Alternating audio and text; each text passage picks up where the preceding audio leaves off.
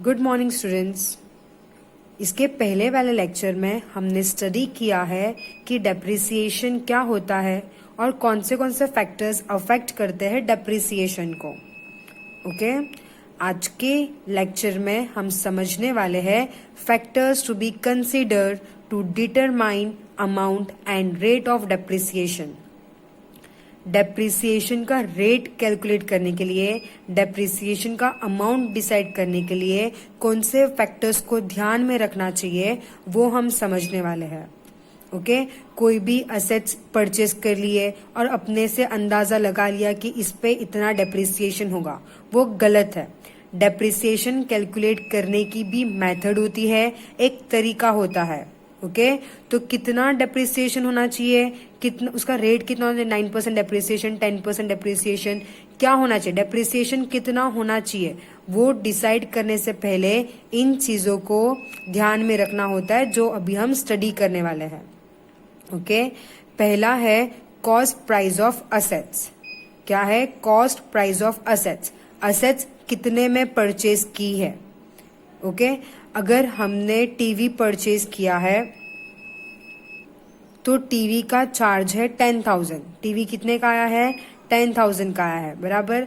पर वो टीवी को लाने के लिए, शॉप से घर तक लाने के लिए 500 एक्स्ट्रा लग गए। ओके, तो कॉस्ट प्राइस क्या हुआ? 10,000 प्लस 500, 10,500। क्लियर हुआ? कॉस्ट प्राइस कैसे डिसाइड करनी है? कॉस्ट प्राइस कैलकुलेट करने के लिए जितने में परचेज किया है उसमें ट्रांसपोर्टेशन कॉस्ट को ऐड करने के बाद इंस्टॉलेशन, उसको बिठाने का कितना खर्चा हो गया, सब कॉस्ट को ऐड करने के बाद कॉस्ट प्राइस मिलता है। ओके, और डेप्रिसिएशन हमेशा कॉस्ट प्राइस पे ही कैलकुलेट होता है। कितने का परचेज किया है असेट्स, कितने का असेट्स परचेज किया है उस पे ही डेप्रिसिएशन कैलकुलेट होता है। और कितने का परचेज किया है मतलब सिर्फ शॉप को जो पैसे दे के आए वो नहीं, उसके साथ उसको लाने का, उसको इंस्टॉल करने का, सब एक्सपेंसेस को ऐड करने के बाद कॉस्ट प्राइस मिलता है। और जो कॉस्ट प्राइस मिलेगा उस पे ही डेप्रिसिएशन कैलकुलेट होता है। क्लियर हुआ? अगर सेकेंड हैंड असेट लेके आ रहे हैं, ओके, तो परचेज प्राइस के साथ साथ उसको रिपेयर करने में जो एक्सपेंस गया ना उसको ऐड करेंगे। दोनों को ऐड करने के बाद जो कॉस्ट प्राइस मिलेगा उस पर डेप्रिसिएशन निकलेगा। क्लियर हुआ? डेप्रिसिएशन कॉस्ट प्राइस पे मिलता है। और कॉस्ट प्राइस को कैसे कैलकुलेट किया जाता है?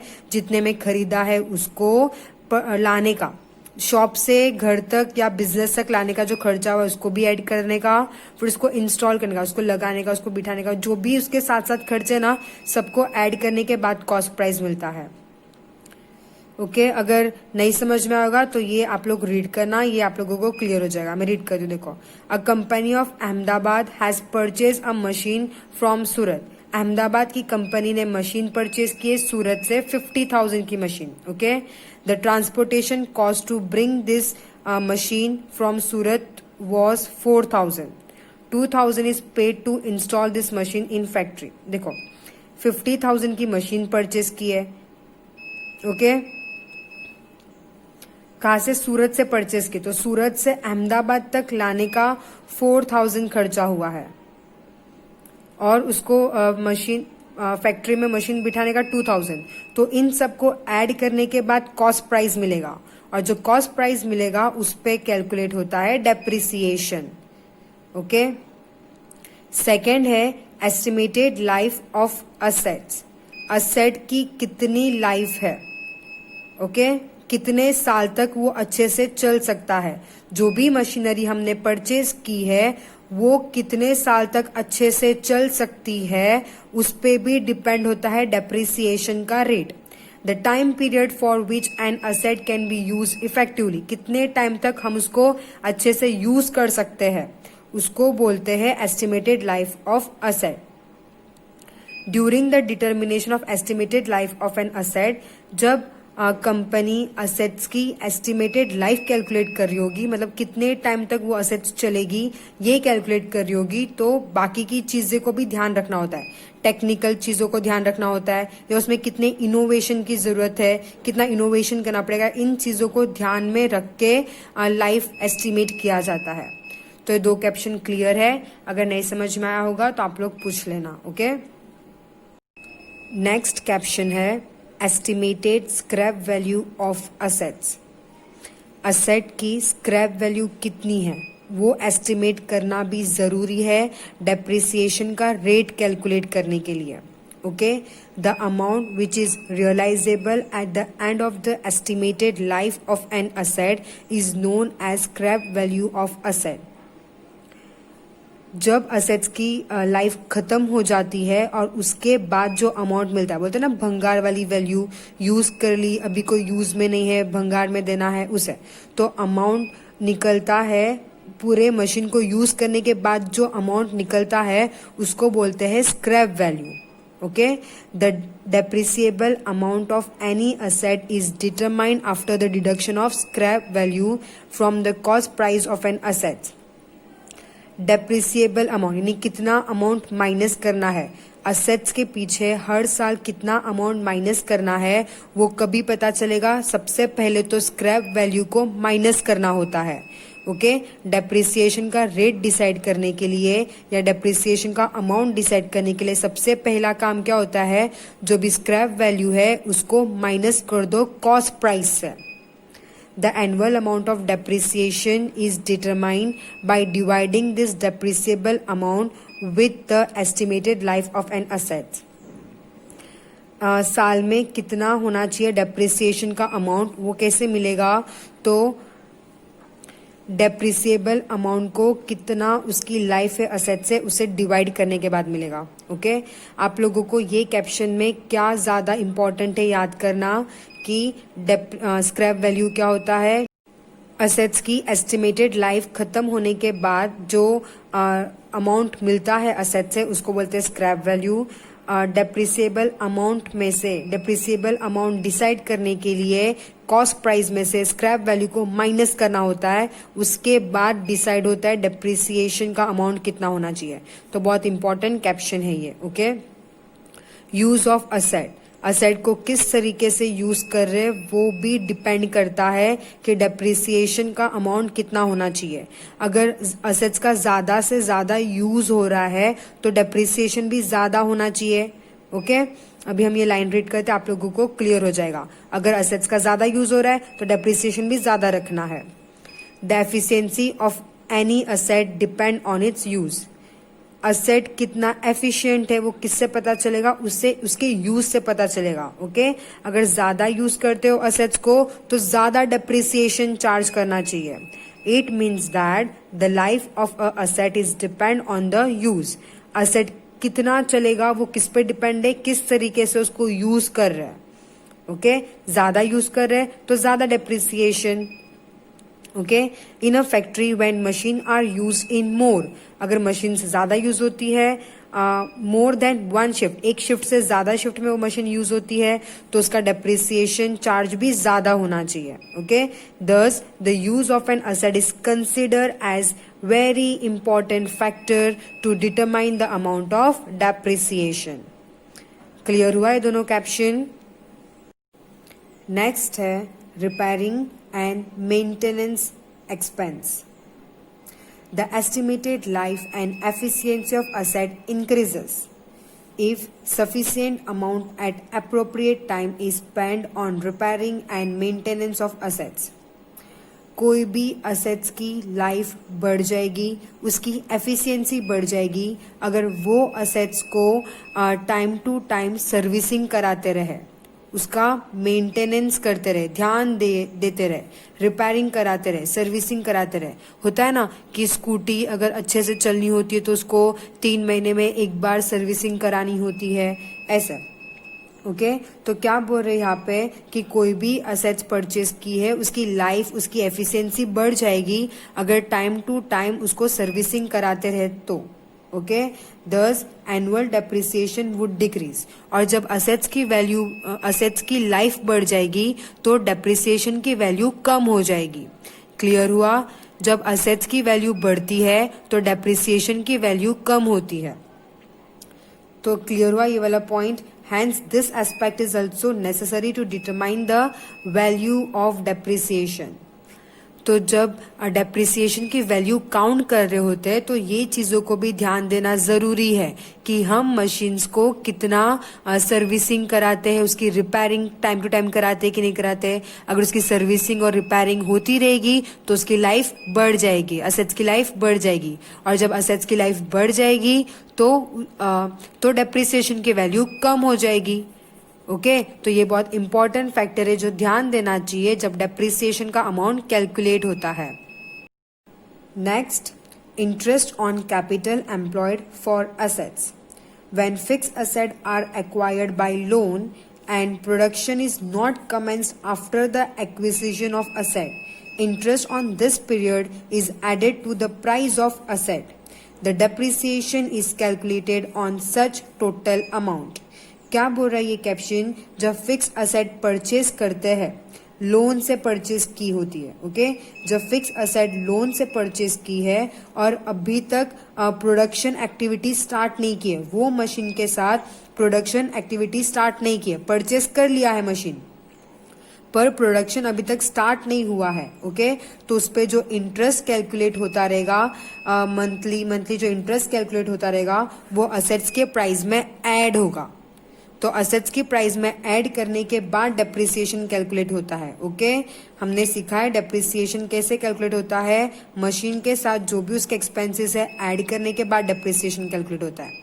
Okay, the depreciation is calculated on such total amount, मतलब इसमें इंटरेस्ट भी इंक्लूडेड होगा, उसके बाद डेप्रिसिएशन कैलकुलेट करना है क्योंकि मशीनरी परचेस कर ली है और अभी तक प्रोडक्शन स्टार्ट नहीं किया है। तो जो भी इंटरेस्ट होएगा मशीन पे उसको भी ऐड करना है मशीन के टोटल में। नेक्स्ट है new innovation and research. Continues new innovation and research are taking place in present time. Consequently, after some time, asset become obsolete. Therefore, the remaining time period of asset is also considered to determine the depreciation. क्या बोल रहे हैं यहाँ पे? आज के time में हर एक चीज में इनोवेशन आ रहा है। इनोवेशन आने के वजह से जो पहले असेट्स परचेज किया था वो कोई यूज का नहीं रहता है। ओके, उसकी लाइफ जल्दी खत्म हो जाती है। ओके, तो जो भी रिमेनिंग लाइफ होती है ना असेट्स की, उसको भी कंसिडर करना है जब डेप्रिसिएशन का अमाउंट कैलकुलेट होता है। नेक्स्ट है अदर फैक्टर्स। इसके अलावा और भी फैक्टर्स है जो डेप्रिसिएशन कैलकुलेट करने के टाइम पे ध्यान देना होता है। Okay, beside above mentioned factors, the objective of the use of assets, हम assets को क्यों यूज कर रहे हैं, उसके पीछे का ऑब्जेक्टिव क्या है, वो चीज को भी ध्यान देना चाहिए जब डेप्रिसिएशन कैलकुलेट होता है। Possibility of market price reduction, market price कम हो सकती है, कितने से कम हो सकती है, वो सब चीजों को ध्यान देके डेप्रिसिएशन कैलकुलेट करना है। Possibility of accident, natural calamities and other factors are also essential to determine the to consider for depreciation. और भी factors है उसको ध्यान में रख के depreciation calculate करना होता है। ओके, तो इन चीजों को ध्यान देना आपको। ये हमने क्या पढ़े, कौन से फैक्टर्स है, कौन से चीजें हैं जो ध्यान देनी है डेप्रिसिएशन की वैल्यू कैलकुलेट करने से पहले। ओके, नेक्स्ट है डेप्रिसिएबल असेट्स। क्या बोल रहे यहाँ पे, जैसे जैसे असेट्स को यूज किया जाता है, कुछ असेट्स को यूज करने से उसकी लाइफ कम होती रहती है। तो जो भी असेट्स की वैल्यू कम होती है उस पे डेप्रिसिएशन कैलकुलेट होता है, और जो असेट्स पे डेप्रिसिएशन कैलकुलेट होता है वो असेट्स को बोलते हैं डेप्रिसिएबल असेट्स। कुछ असेट्स ऐसे भी होते हैं जिसपे डेप्रिसिएशन कैलकुलेट नहीं करते हैं। क्यों डेप्रिसिएशन कैलकुलेट नहीं करते हैं? क्योंकि उनकी लाइफ कम नहीं होती है। Because their value does not reduce due to use for the passage of time, क्योंकि उन असेट्स को यूज करके उनकी वैल्यू खत्म नहीं होती है। जैसे लैंड। क्लियर हुआ? दो टाइप के असेट्स होते हैं, एक असेट्स कैसे होता है, जिसको यूज करके उसकी वैल्यू कम होती रहती है, और कुछ असेट ऐसे होते हैं जिसको यूज करके उनकी वैल्यू कम नहीं होती है। जैसे हमने फ्रिज लेके आए, तो फ्रिज क्या हर साल उतने ही वैल्यू का होगा? नहीं, जैसे जैसे यूज करेंगे वैसे उसकी वैल्यू कम होगी। पर जमीन की वैल्यू कम नहीं होती है, उल्टा उसकी वैल्यू बढ़ती रहती है। ओके, तो जिनकी वैल्यू कम होती है, मतलब जिनकी एक टाइम होता है कितने टाइम तक ही ये असेट्स चलने वाला है, ओके, उससे ज्यादा वो असेट्स नहीं चलेगा, तो उसकी एक लाइफ है। तो जो असेट्स की एक लाइफ होती है कितने टाइम तक चलेगा, उस पे डेप्रिसिएशन कैलकुलेट होता है। और जो भी असेट में डेप्रिसिएशन कैलकुलेट होता है उसको बोलते हैं डेप्रिसिएबल असेट्स। ओके, और कुछ असेट्स पे डेप्रिसिएशन नहीं भी कैलकुलेट होता है, जैसे कि land. In normal circumstance the following explanation can be given for depreciable assets. ये रीड करने से आपको पता चल जाएगा कि कौन से असेट्स पे डेप्रिसिएशन कैलकुलेट करना है और कौन से असेट्स पे डेप्रिसिएशन नहीं कैलकुलेट करना है। First, an assets which is purchased for the purpose of use. It means not acquired for the purpose of sale. Such asset is considered as depreciable assets. Assets purchase की है अपने use के लिए, अगर use के लिए purchase किए तो उसमें डेप्रिसिएशन कैलकुलेट होएगा। अगर मैंने कुछ परचेज किया है किसी और को बेचने के लिए, ओके, बेचने के पर्पज से परचेज किए तो उस पर डेप्रिसिएशन कैलकुलेट नहीं होगा। Second, an asset which is used for more than one accounting period, such asset is considered as depreciable assets. कोई भी assets purchase किया है एक साल से ज्यादा टाइम तक के लिए यूज करने के लिए, 2 साल 3 साल ऐसे के लिए परचेस किया है, कोई भी असेट्स परचेस किया है for more than 1 accounting period, तो ऐसे असेट्स को बोलेंगे depreciable asset. It means asset which is useful for 1 accounting year only. अगर कोई असेट परचेस किया है एक साल के लिए ही परचेस किया है तो उसको डेप्रिसिएबल असेट नहीं बोलेंगे। Okay, an asset which has limited life is considered to be a depreciable asset. वो असेट जिसकी लिमिटेड लाइफ है उसको बोलेंगे depreciable assets. But assets which has unlimited life, पर वो असेट जिसकी अनलिमिटेड लाइफ है और whose estimation of life is not possible, और वो कितने टाइम तक चलेगी वो पता नहीं है, ऐसे असेट्स को कंसिडर नहीं किया जाता है डेप्रिसिएबल असेट्स के अंदर। क्लियर हुआ? जो असेट की लिमिटेड लाइफ है वो डेप्रिसिएबल असेट है, जो असेट की अनलिमिटेड लाइफ है उसको क्या बोलते हैं, वो किस में आता है, डेप्रिसिएबल असेट में नहीं आता है। ओके, जो असेट की अनलिमिटेड लाइफ है वो डेप्रिसिएबल असेट्स में नहीं आता है। क्लियर हुआ ये चीजें? यहाँ पे आप लोगों को पता है कि कौन से असेट्स डेप्रिसिएबल है। बिल्डिंग डेप्रिसिएबल असेट है, मतलब बिल्डिंग पे डेप्रिसिएशन कैलकुलेट होता है। प्लांट एंड मशीनरी पे डेप्रिसिएशन कैलकुलेट होता है, क्योंकि बिल्डिंग, प्लांट एंड मशीनरी इनकी लिमिटेड लाइफ है। फर्नीचर की लिमिटेड लाइफ है। Loose tools, lease hold property, vehicles, patent, copyright, trademark, mines, gas well, oil wells etcetera, इन सब की लिमिटेड लाइफ है, तो ये डेप्रिसिएबल असेट है। जिनकी लिमिटेड लाइफ है मतलब वो डेप्रिसिएबल असेट्स है।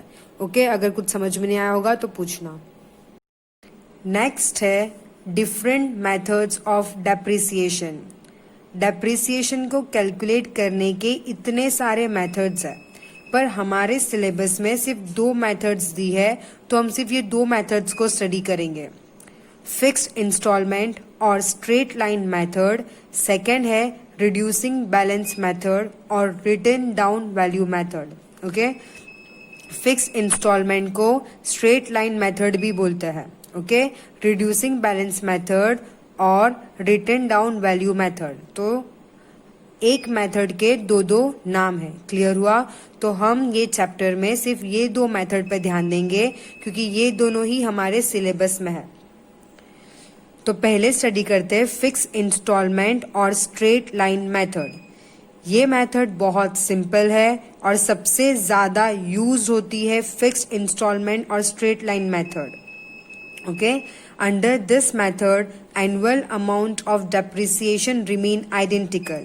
ये मेथड के अंदर डेप्रिसिएशन का जो अमाउंट है वही हर साल रहता है। मतलब अगर हमने एक साल कैलकुलेट किए हैं 8000 डेप्रिसिएशन, तो हर एक साल 8000 8000 8000 ही रहेगा। ओके। और रिड्यूसिंग बैलेंस मेथड में डेप्रिसिएशन का अमाउंट चेंज होता रहता है। रिड्यूसिंग बैलेंस मेथड में अमाउंट चेंज होता रहता है, पर फिक्स्ड इंस्टॉलमेंट और स्ट्रेट लाइन मेथड में डेप्रिसिएशन का अमाउंट सेम होता है, आइडेंटिकल रहता है। ओके। इस तरीके से डेप्रिसिएशन को कैलकुलेट करना होता है। ये फॉर्मूला दिया है डेप्रिसिएशन को कैलकुलेट करने का। Cost price minus scrap value upon number of year of useful life, कितने साल मशीन चलने वाली है। ओके। ये मेथड है डेप्रिसिएशन कैलकुलेट करने का। कुछ केसेस में डेप्रिसिएशन इस तरीके से भी कैलकुलेट करते हैं। अगर रेट दिया होगा, क्वेश्चन में रेट दिया होगा, रेट ऑफ डेप्रिसिएशन दिया होगा, तो ये मेथड से डेप्रिसिएशन फाइंड करेंगे। ओके। जब भी हम सम करेंगे तो इसको और क्लियरली समझेंगे। आप लोगों को याद रखना है डेप्रिसिएशन का formula C minus S upon N. अगर रेट दिया होगा तो C into R upon 100। Rate find करने का फॉर्मूला है R is equal to D upon C into 100। Benefits: it is very simple method to compute depreciation on asset. This method is very easy to understand. Since the amount of depreciation remain identical every year, no frequent computation of depreciation is essential. Clear हुआ? ये method बहुत simple है, बहुत easy है समझने के लिए। इसका जो डेप्रिसिएशन का अमाउंट होता है वो सेम होता है, तो हर साल कैलकुलेट नहीं करना पड़ता है। Disadvantages: under this method the amount of depreciation remain identical every year, thus no appropriate balance is maintained between depreciation and maintenance expense.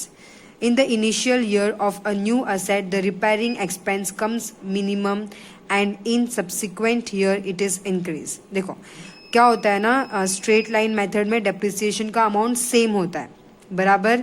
तो इससे क्या होता है, जब भी मशीन हम लोग नई परचेस करते तो उसको इतना रिपेयरिंग की जरूरत नहीं होती है, पर जैसे जैसे यूज करते रहते हैं वैसे उसको रिपेयरिंग की जरूरत होती है। तो टाइम के साथ चेंजेस आते हैं, पर डेप्रिसिएशन के अमाउंट में चेंज नहीं आते हैं, तो ये एक लिमिटेशन है।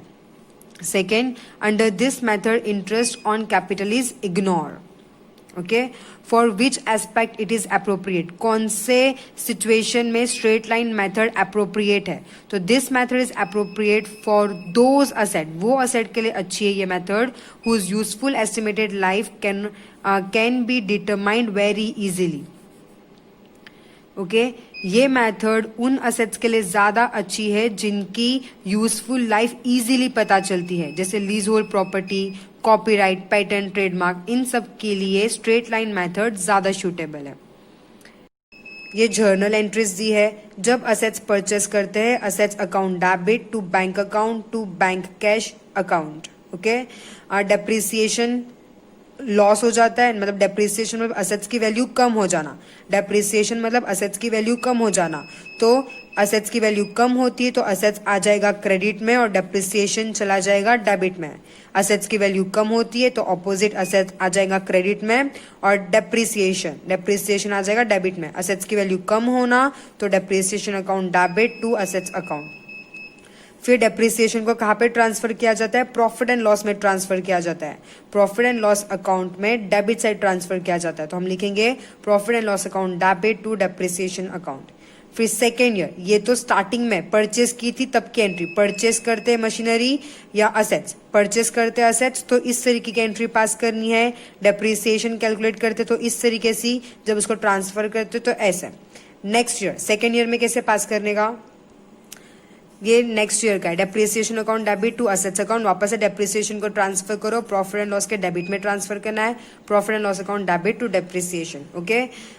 ये जब भी हम सम करेंगे तो ये जर्नल एंट्रीज और क्लियर हो जाएगी। नेक्स्ट क्लास में हम स्ट्रेट लाइन मेथड के सम्स करेंगे, उसके बाद रिड्यूसिंग बैलेंस मेथड करेंगे। Okay, thank you.